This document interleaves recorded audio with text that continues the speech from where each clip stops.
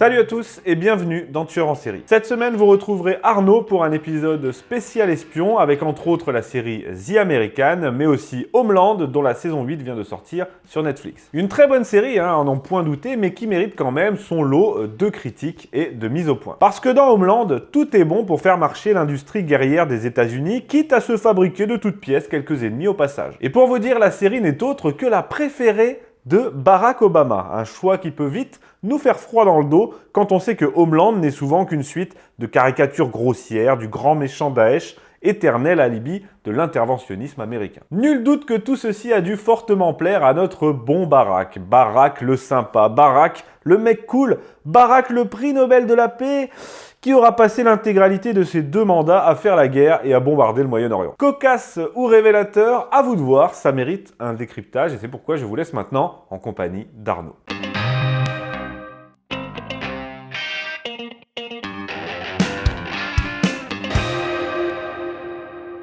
Bonjour, la dernière saison d'Homeland est diffusée sur Netflix. Homeland, c'est les ricains au pays de Daesh. Khomeini avait établi sa hiérarchie du mal. La France et l'Angleterre, entre autres, étaient des petits satans et les USA le grand Satan. Ça fait sourire, mais à y voir de plus près, ou plus exactement, si on se place du côté iranien, c'est exactement la même chose. Pour l'Amérique, la Russie, c'est le petit diable et Daesh le grand. Les prêches de Khomeini sont pas plus ridicules que Colin Powell agitant sans précaution une petite fiole comme une preuve d'arme de destruction massive. Stop, j'en ai ma dose et j'ai envie de dire. Homeland est considéré souvent comme une série hyper réaliste. D'ailleurs, Barack Obama, qui n'est pas ma marque préférée, comme dirait Audiard, donc Barack a déclaré que Homeland était sa série favorite. Je me suis demandé si la série lui semblait crédible, parce qu'alors là, ça fait vraiment froid dans le dos. Le président américain par intérim est un lâche qui par conséquent veut faire la guerre pour prouver sa virilité. Les généraux ne pensent pas, non, ils appliquent des protocoles. Les artilleurs font la guerre avec des joysticks derrière un écran et des chips. On les montre ainsi, tuer nonchalamment des civils, ce sont les drones qui vont au casse-pipe. C'est l'inverse de 24 heures chrono, où l'on vante de manière un peu grotesque les mérites de l'armée américaine et des agents de l'antiterrorisme. Il faut dire que le vieux Jack Bauer, dans les derniers 24 heures chrono, fait un peu pitié. On a tout le temps peur qu'il se fasse un limbago dans les castagnes ou les poursuites. Alors je n'imagine même pas la saison 10 qui sortira cette année. Bref, revenons à Homeland. Les 2 personnages principaux, les voici. Claire Danes dans le rôle de Carrie Mathison et Mandy Patinkin dans le rôle de Saul Berenson. Tous 2 sont soucieux d'établir la paix, normal, c'est les héros, et ils sont courageux, eux. Tous 2 portent la misère du monde et on lit sur leur visage cette souffrance.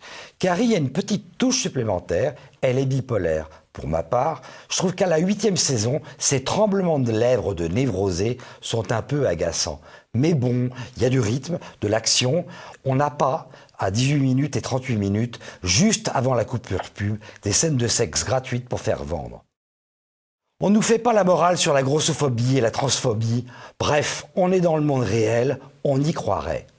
Réaliste, mais avec des erreurs grossières. On y voit dans la saison 2 une alliance entre Al-Qaïda qui est sunnite et le Hezbollah qui est un groupe islamo-nationaliste chiite.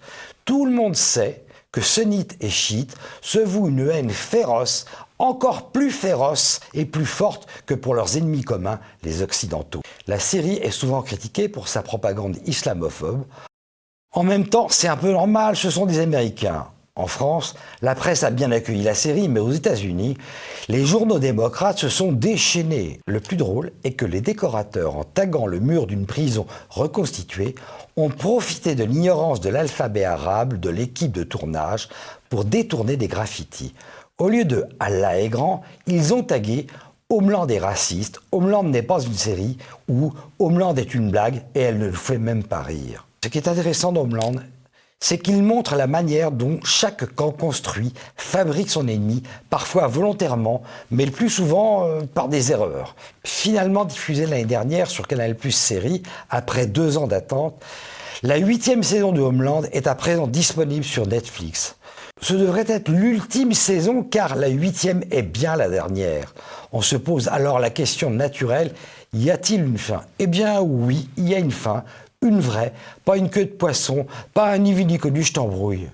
Pourtant, à bien y réfléchir, il y a tout pour faire une suite. Homeland a reçu plus de 50 récompenses. Sur Allociné, la série est notée 4,3 étoiles sur 5 par 18 000 internautes français. Pour moi, c'est vraiment bien, mais c'est un petit 4. Autre série pour ce spécial espion, c'est The Americans sur Prime Video. J'ai vraiment, mais alors vraiment beaucoup aimé cette série. Le cadre général, c'est l'Amérique de Reagan en 1984, et cette fois, ce sont des espions russes qui vivent là-bas en mission d'infiltration. Je devrais dire un couple d'espions, puisque leur mission les a conduits à se marier et même à avoir des enfants. Le temps faisant son œuvre, ils s'aiment, mais au départ, leur vie maritale est professionnelle. Tout aussi professionnelles sont leurs aventures sentimentales avec des personnages clés pour leur soutirer des informations sensibles. Ils changent d'apparence pour leurs amants et leurs maîtresses. Ils le font très bien d'ailleurs. Ils ont une activité professionnelle bidon. En guise de couverture, leurs enfants font du baseball et ont une éducation religieuse alors qu'ils sont fortement anticléricaux. Ils mangent américain, ils boivent américain, ils dansent américain, ils s'habillent américain, ils adoptent tous les codes américains alors qu'ils combattent ce pays. Chez eux, tout est faux. Ce sont des usurpateurs, mais pas leurs enfants qui ignorent tout des activités de leurs parents. Élevés au grain américain, leurs enfants sont américains et c'est bien normal puisqu'ils y sont nés. La très grande force du scénario est de montrer comment la culture fait l'homme autant que l'inverse. Ces espions russes ont donc des enfants américains. Le plus dingue est que l'on se prend à aimer des traîtres. Des traîtres, certainement pour les téléspectateurs américains, ils vivent à l'américaine car ce sont des infiltrés. Mais ce sont peut-être des patriotes qui restent fidèles à leurs convictions, même s'ils savent que ce n'est pas l'opulence en URSS. Alors, des patriotes ou des communistes? Le charnel ou l'idéologie? C'est toute la question qui est traitée. L'amour, c'est irrationnel. Des idées, ça se compare. En tout cas, ces agents ont une foi inébranlable pour rester russes dans ce contexte-là. Et là, on comprend que les espions infiltrés vivent dans la schizophrénie. Et c'est bien cela qui est passionnant. On comprend l'intensité de la compétition entre les deux puissances du moment. Elle est présente partout. Ce couple russe se demande pourquoi ils manquent de tout dans leur pays alors que les Américains ont tout. Pourquoi la contrainte est nécessaire chez eux pour faire avancer les gens? Ces espions ont pleinement conscience que le système communiste est bâti sur le mensonge, mais ils y restent fidèles. Alors oui, ce sont des patriotes. Sans tuer le scénario, on peut dire que ce couple que l'amour du pays unit va être confronté à une source de discorde, la perestroïka. Les femmes ont une relation plus charnelle avec la terre, avec laquelle elles restent plus fidèles.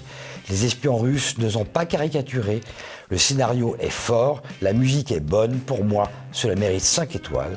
Je poursuivrai ce volet espion avec le formidable Bureau des légendes et d'autres séries. À bientôt.